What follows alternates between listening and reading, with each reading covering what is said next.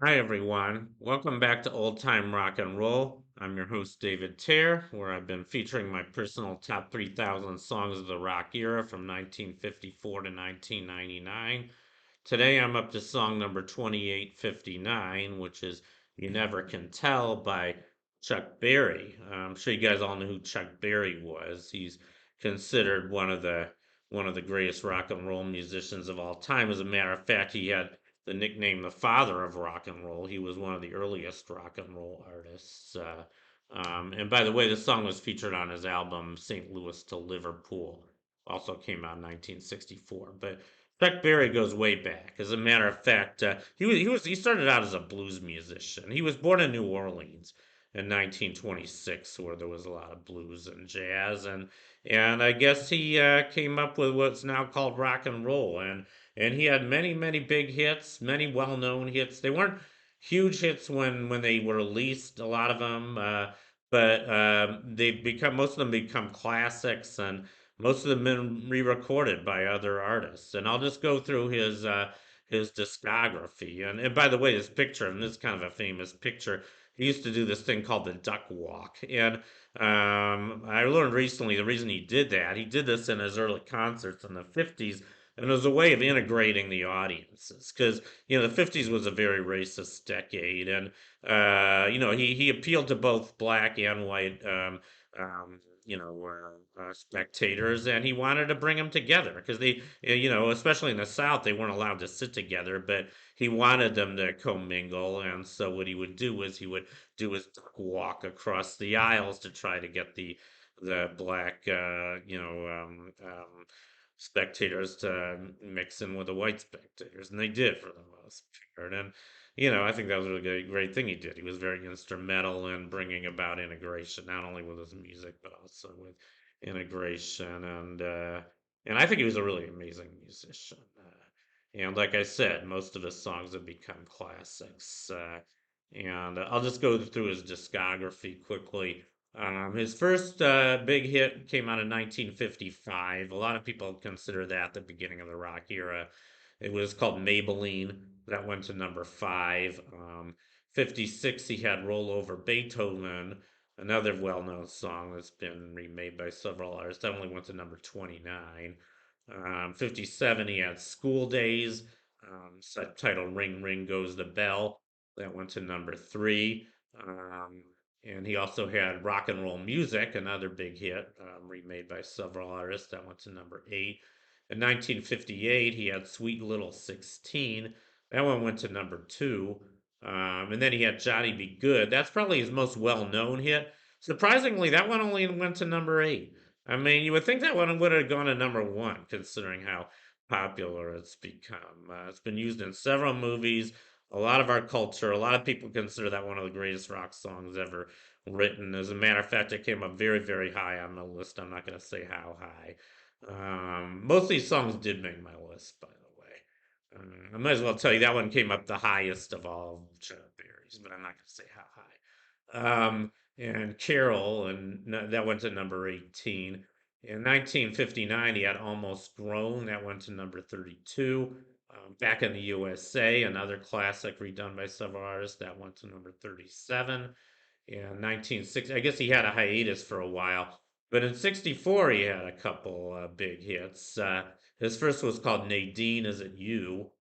That went to number 23, and his second from 1964 is the one I'm featuring today. No particular, no, I'm sorry, no particular. He had three hits in 1964, actually. His second was No Particular Place to Go, which went to number 10. Interesting, he used the exact same melody for that song as he did for School Days. Ring, ring goes the bell.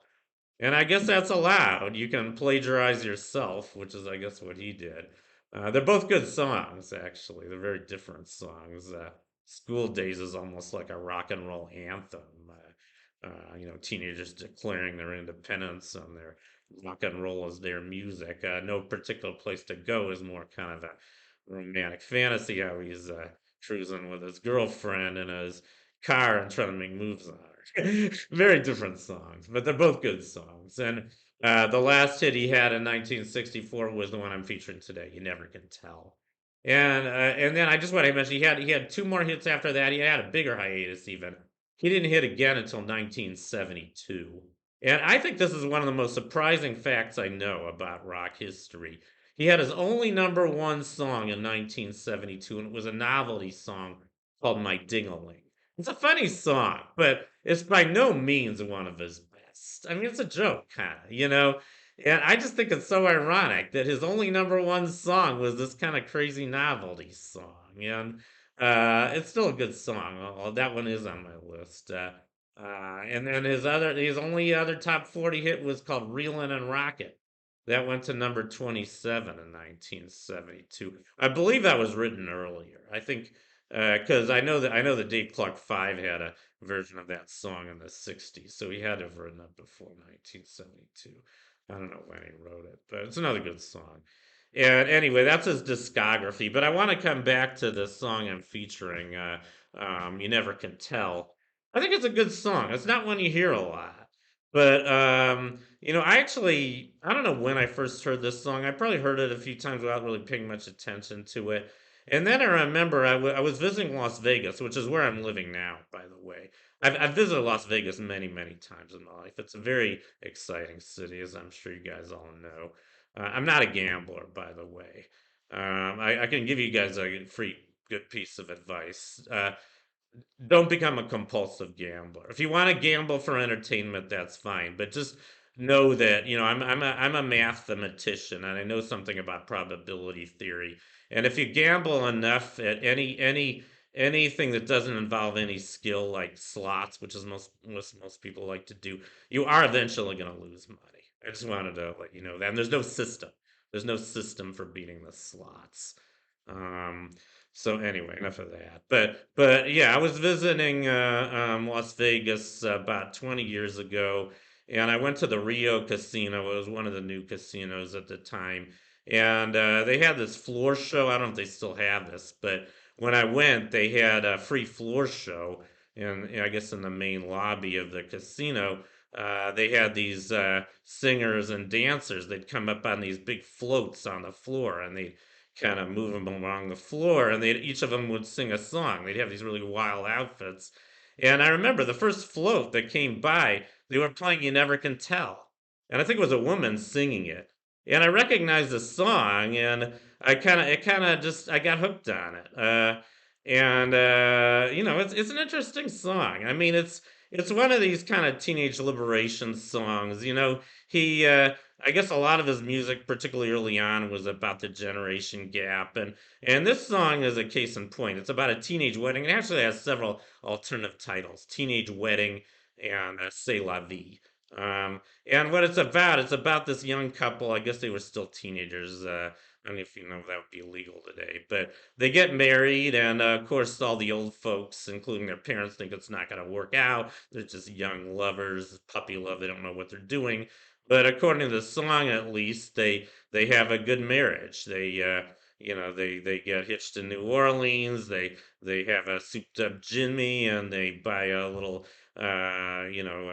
place with a cooler with ginger ale, and they have this hi-fi, and they don't have a lot, but they're both working, and they manage to make it work out. And so the old folks' reaction, say la vie, say the old folks, you never can tell.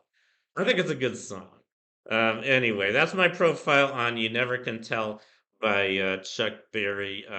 Thank you for watching. You guys rock, and I'll see you guys next time.